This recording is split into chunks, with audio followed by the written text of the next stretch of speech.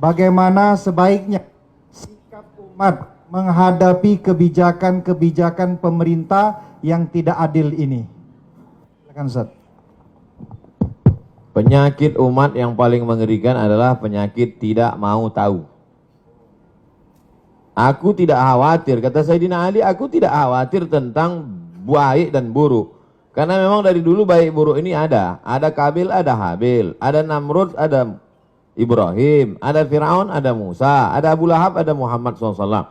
Aku tidak pernah khawatir tentang baik dan buruk, itu memang terus ada. Yang ku khawatirkan adalah orang baik diam, sehingga orang jahat merasa dirinya benar. Jadi ketika orang baik diam, melihat kebatilan, kata Imam Abu Ali Ad-Daqqaq, as-sakitu 'anil haqqi syaitanun akhras.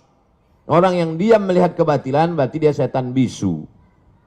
Hadis tentang melawan kemungkaran. Man ra'a minkum mungkaran, siapa di antara kamu yang melihat kemungkaran, falyughayyirhu biyadihi, rohbah dengan tangan, dengan kekuasaan, dengan tanda tangan. Fa illam yastati, kalau tak sanggup fa bilisani, dengan lidah. Ustadz, guru, alim ulama, bicara kalian. Fa illam yastati fa biqalbi, tak juga sanggup dengan hati. Tapi jangan lupa dengan hati itu adzalika at'aful iman. Itulah selemah-lemah iman. Saya tidak dengan tangan karena saya tak punya kuasa. Tanda tangan saya tak laku. Dulu masih berlaku di KRS, sekarang tak jadi dosen pun tak laku lagi. Hanya untuk tanda tangan meresmikan masjid aja. Tapi kalian yang punya tanda tangan, kalian akan dituntut di hadapan Allah Subhanahu wa taala. Ingat wahai pemimpin bangsa, jabatan kalian tak lama tapi hisabnya super lama. Jabatan kalian sekejap tapi hisabnya amat sangat lama di hadapan Allah. Yauma yaqumul hisab. Pada hari itu ditegakkannya hisab. Kalau dihitung-hitung usiamu sejak akil balik 10 tahun sampai mati 63 tahun, kalau sampai tak sampai 53, potong 10, potong 13, tinggal 40 tahun. 40 tahun itu berapa kali kau menandatangani surat izin membuka perusahaan asing, dari mulai nikel, batu bara, tanah, penebangan hutan, penggarapan. Dituntut kau ke pengadilan, kau menang juga karena duit kau banyak, bisa kau sogok pengacara, per detik bisa kau bayar. Tapi di akhirat, al-yawma nakhtimu ala afwahim, mulutmu terkunci, wa tukallimuna aydihim, tanganmu akan bicara. Inilah tangan yang dulu menandatangani persetujuan. Wa tashhadu arjuluhum, kakimu akan bersaksi.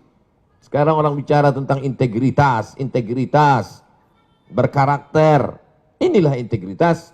Oleh sebab itu tanggung jawab kita adalah jangan diam melihat kebatilan. Kita negara konstitusional. Undang-Undang Dasar 1945, Pancasila, Negara Kesatuan Republik Indonesia. Maka dalam koridor demokrasi bicara. Kalau tersendat di parlemen, turun ke jalan.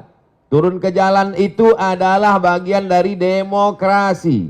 Kita bukan negara monarki, tidak lagi di kerajaan Sriwijaya. Kita bukan kerajaan Siak Sri Indrapura. Kita adalah negara kesatuan Republik Indonesia. Apa pesan Bung Karno? Bagi yang tidak setuju, bicara di parlemen. Orang yang duduk di parlemen itu siapa milihnya? Kita yang memilih mereka. Maka orang yang kita pilih itu kalau dia salah, kita yang meluruskan mereka. Saya luruskan dengan khutbah Jumat, mereka tuh tidur waktu saya khutbah.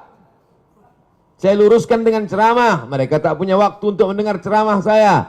Saya doakan mereka di tengah malam supaya dapat hidayah. Berikan mereka hidayah ya Allah. Maka kita semua jangan diam. Karena diam itu adalah puncak daripada kezaliman. Fir'aun itu sebenarnya tidak berapa zalim. Tapi karena orang diam, dia menjadi-jadi. Sembelih semua anak-anak mereka. Dia sembelih lah. Itu menjadi-jadi dia. Inna fir'auna wa hamana. 6 kali disebut nama Haman. Haman itu bukan orang bodoh. Haman itu kalau hidup sekarang Profesor Dr. Haman. Cerdas dia, tapi kecerdasannya dipakai untuk menjunjung kekuasaan yang zalim.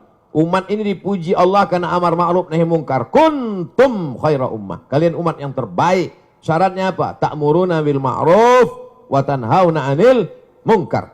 Oleh sebab itu dalam bahasa Islam, agama Islamnya amar ma'ruf nahi mungkar. Dalam bahasa konstitusinya adalah kritik membangun, berdebat di parlemen. Parlemen, parle itu bahasa Perancis artinya ngomong. Parlemen, tempat ngomong. Kau didudukkan di situ untuk ngomong, bukan untuk tidur. Oleh sebab itu maka habis sudah saya sampaikan. Mudah-mudahan sampai ke telinga